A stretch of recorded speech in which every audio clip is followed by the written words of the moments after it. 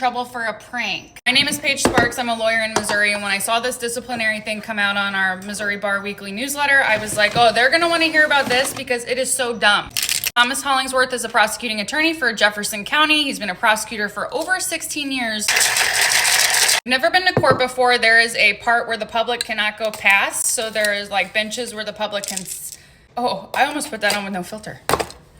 There are benches where the public can sit, and then after that is attorneys only, or you have to have permission to cross that path, or you can get kicked out or tackled by the bailiff. I'm saying this to give you context that it is like what I would consider a secure area. Like I could leave my purse and my stuff at the tables where all the attorneys goes and go up and talk to the judge, and I'm not going to worry that someone's going to rob me. It is not abnormal to go use the jury room if you have to write up a memo or if you need to speak with another attorney privately. You don't normally have to worry about leaving your stuff at the attorney table because, like I said, it's a secure area. Last year when Hollingsworth was the prosecutor on duty, a public defender who is a man went back to the jury room to work on something. When he left his computer open, the prosecutor accessed his computer, sent an email from the public defender's email to the sheriff, sexually harassing him, saying, "You look so good in those khaki pants and black shirt," because it was like their new uniform. Hollingsworth didn't tell anyone that he did this, but other lawyers saw and thankfully told the sheriff to be like, hey, he did not send you that email. That was from the prosecutor actually, and he thinks it's a joke. The public defender was mortified, rightfully so, and what's also a problem is technically the prosecutor accessed all the public defender files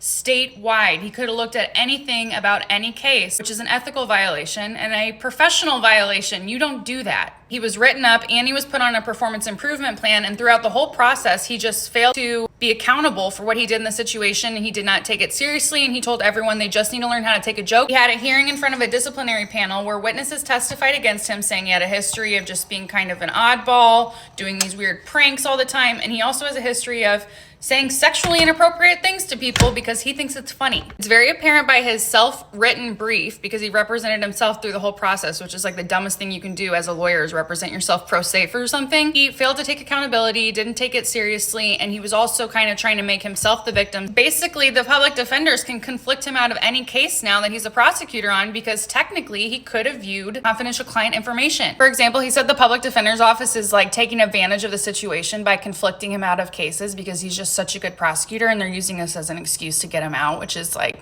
I wish I had that level of confidence. The panel determined that he was not acting in his prosecutorial capacity when he did this, and that even though it was dumb and he violated some rules, that he was not interfering with the administration of justice by his little prank. So they recommended discipline that was just a reprimand, which is basically like a slap on the wrist. When they sent this up to the higher ups, they said, no, we're having a full hearing with oral arguments. He needs to explain what he did. I think they also did that because he was not taking it seriously at all. After full briefings from the Chief Disciplinary Counsel's office and also his pro se brief, ultimately the Chief Disciplinary Counsel suspended him from practicing law for 6 months, and he cannot reapply for reinstatement at least until after 6 months. What I think will probably happen here is if he reapplies and he's still not being accountable, he's not going to get back in. One of the things when you're in trouble as a lawyer is they appreciate full candor. You have to fall on your sword and say what you did wrong, say you're sorry, and say your action plan for why you're not going to do this again or how this won't happen again. He did none of those steps. Very unusual that the Chief Disciplinary Office does not accept the recommendation of the disciplinary panel. Most of the time they do. So I'm like, they were really mad at him and they're trying to make an example. Let me know what you think in the comments.